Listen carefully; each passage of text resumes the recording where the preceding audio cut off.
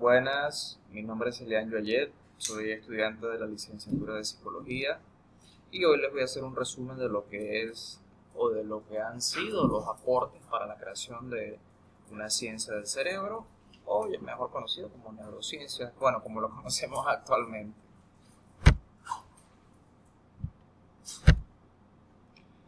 La primera, uy, creo que tapo aquí. La primera etapa de la neurociencia en sí comprende desde el año 12.000 a.C.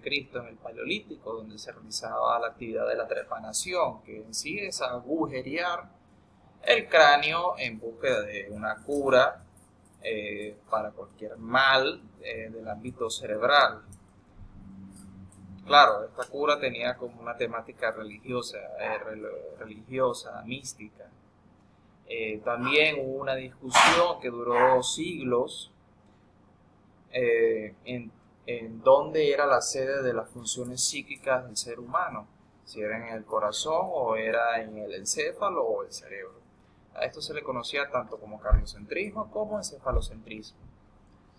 Ya llegados a la antigua Grecia, cerca del año 450 a.C., por decirlo así una fecha, hubo una explosión de conocimiento, surgieron bastantes intelectuales, surgió un médico llamado Hipócrates, un médico muy famoso que dio paso a lo que sería la ciencia de la medicina que conocemos actualmente, ya que en sus obras postulaba de que las enfermedades y procesos que se suscitan en el cuerpo no tienen una causa religiosa o mitológica o mística, como si fuera un hechizo, sino que era algo natural, o sea, desde una perspectiva naturalista, orgánica.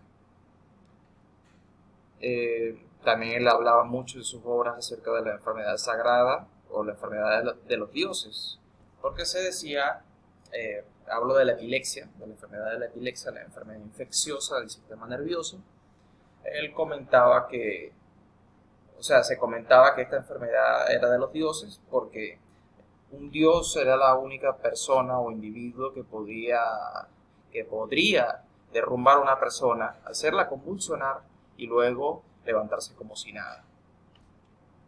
También apareció sí, Platón, gran filósofo entre otras cosas, pero él siguió, ya hablando de lo que es la neurociencia en sí, él siguió la corriente encefalocentrista hipocrática y dividió en su tiempo en la República, dividió el alma del cuerpo en tres: la racional en el corazón, la emotiva y energética la racional en el cerebro, la emotiva y la energética en el corazón y la apetitiva en el hígado. También otras figuras importantes como Aristóteles, que era cardiocentrista, que tenía una forma de pensar que por la finalidad de una función, o sea, la finalidad determina la forma, cosa que un médico y anatomista llamado Erasístrato cuestionó, que era como una ideología teológica en sí.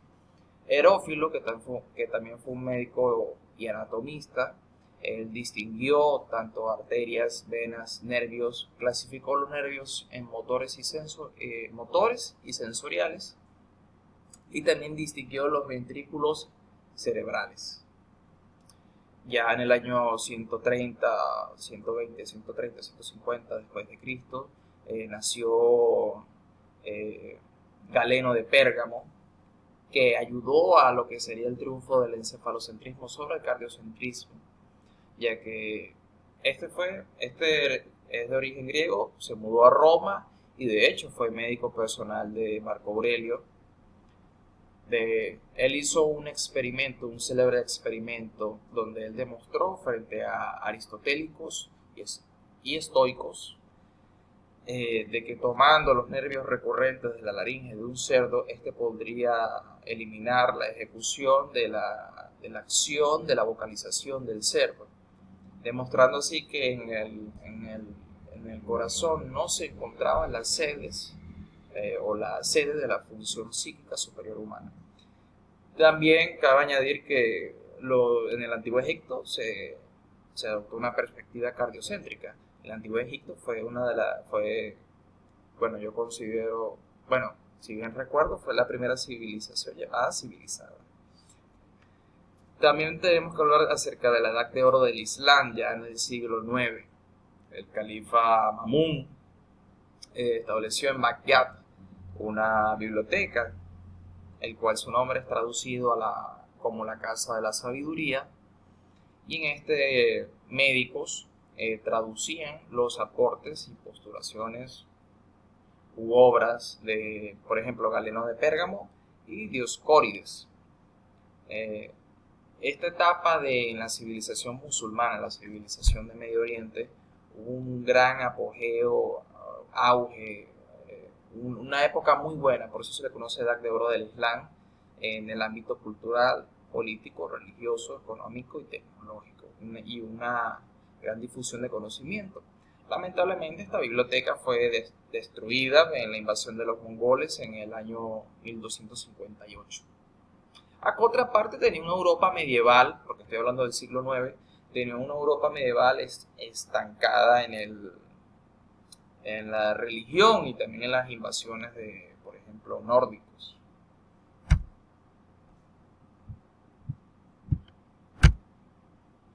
Ya llegando a lo que sería el Renacimiento, resurge el pensamiento anatómico patológico y de cirugía. Su mayor exponente, ya que no hubo otro médico científico de la talla de Galeno hasta el comienzo del Renacimiento, hasta el siglo XV. Su figura central, tal cual como dice la diapositiva, Andreas Vesalio, este publicó una obra en 1553 y 1555 donde detallaba lo que sería la histología del aparato cardiovascular, y también la obra se le conocía como Humanis Corporis Fabrica, y también se comenzó el estudio de los órganos de los sentidos, como lo que serían los ojos y el oído. También hubo una revolución científica, una explosión de las ciencias, como coloco en la diapositiva, la física, la astronomía y las matemáticas, también la medicina, hubo un avance gigante, 1500 después de Cristo hasta 1700 después de Cristo. La tercera etapa viene marcada por el descubrimiento de la actividad eléctrica en los animales y la frenología. Antes se tenía tres hipótesis fundamentales acerca de que se le conocía como los espíritus animales. La primera hipótesis mantenía entre otros como Descartes, en el que se aseguraba de que los espíritus animales procedentes del encéfalo atravesarían los nervios y llegarían en forma de órdenes a los órganos. La segunda, postulada por Willis, sugería que los nervios eran capaces de producir fluidos que al mezclarse con la sangre, estos fermentaban y generaban activaciones en los músculos o pequeñas explosiones que se traducirían en contracciones musculares. Y la tercera, del señor Isaac Newton, su ilustre, este exponía acerca de que la transmisión de información en las vibraciones de los nervios. El experimento que dio... también hay que añadir, hubo una cuarta teoría o hipótesis que se conocía como circulación neural, que tuvo una gran atención entre el siglo XVII y principios del siglo XVIII, de que los espíritus animales atravesaban los nervios huecos y producían las funciones sensoriales y motoras hasta llegar de vuelta al cerebro. El descubrimiento y eliminación de la teoría de los espíritus animales por el feunema psíquico fue hecho por Luigi Galvani, que fue un profesor de la Universidad de Bolonia, que en conjunto con su mujer y su sobrino comenzó en el año 1770 una serie de experimentos en ranas, donde demostró que la actividad eléctrica que los nervios tenían el potencial de transmitir el impulso eléctrico, la actividad eléctrica, que era como un agente mediador en la actividad nerviosa. Ya en el siglo XVIII, todavía estamos en el siglo XVIII, surge la frenología. Todo esto influenciado por la búsqueda de conocer cuál era, o sea, las funciones de la corteza cerebral o la córtex cerebral, y no adjudicar tantas funciones a las distintas regiones del cerebro. Entonces surge lo que es la frenología por Franz Joseph Gall, y que esta gozó de una atención, una difusión grande por científicos y humanistas en su tiempo.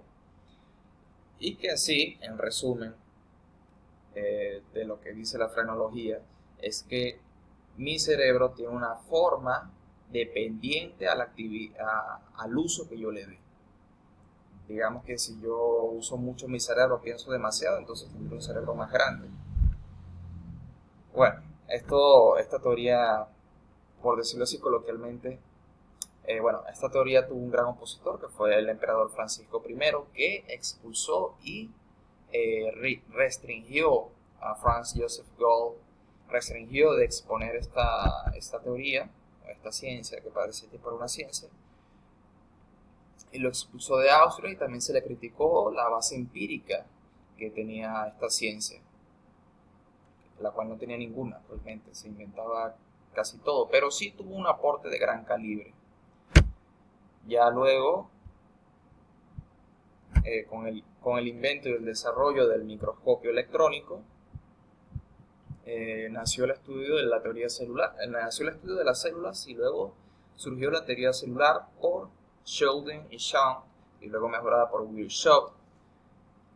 Luego alcanza como su perfección, ya por decirlo así, de la doctrina neuronal y el nacimiento de la neurociencia, con Santiago Ramón y Cajal, que él elabora su teoría neuronal en 1912, desarrolla tinciones con nitrato de plata reducido.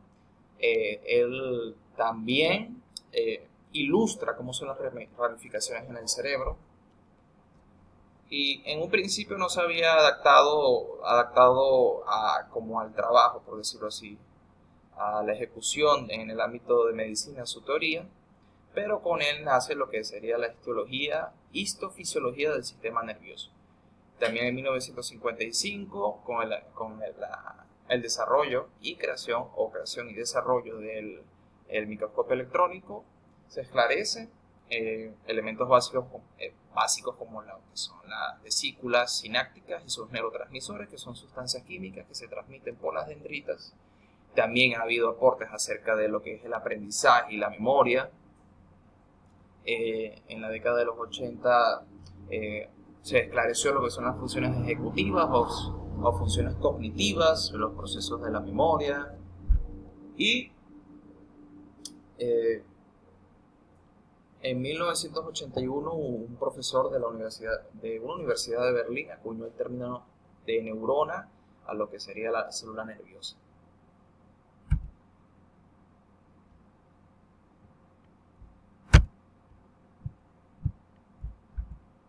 Y eso es todo. Muchas gracias por su atención.